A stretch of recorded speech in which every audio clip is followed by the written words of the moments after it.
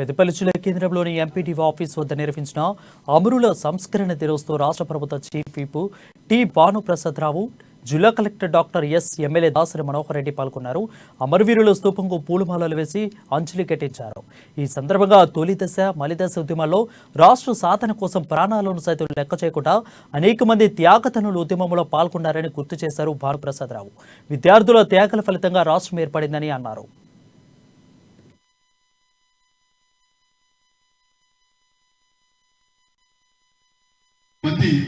ఈ జిల్లాకు సంబంధించినటువంటి 37 మంది అమరులైనటువంటి పరిస్థితి మనం చూసినాం.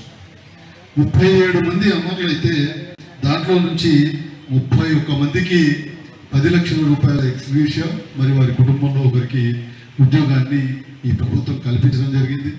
అందులో ఒకే ఫ్యామిలీకి మాత్రం ఓన్లీ ఎంప్లాయ్మెంట్ ఇవ్వడం జరిగింది. మరొక 5 కుటుంబాలకి ఓన్లీ ఎక్స్గ్రేషియా ఇవ్వడం, ఆ కుటుంబంలో ఎలిజిబుల్ లేనటువంటి సందర్భంలో ఓన్లీ ఎక్స్గ్రేషియా ఇవ్వడం జరిగింది. ఈ విధంగా ఈ 37 మంది కుటుంబాలను కూడా రాష్ట్ర ప్రభుత్వం ఆదుకోవడం జరిగింది. వారికి కొంత సహాయ సహకారాలు అందించడం జరిగింది. అయినప్పటికీ అది చాలా తక్కువ.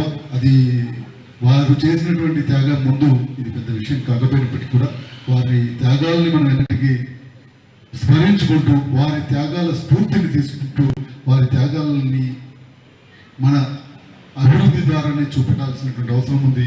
ఏ తెలంగాణ కొరకైతే మనందరం కాళ్ళు కన్నామో వారు దాని కొరకే త్యాగం చేసిండ్రో ఆ తెలంగాణ అభివృద్ధి కొరకు నిరంతరం మనం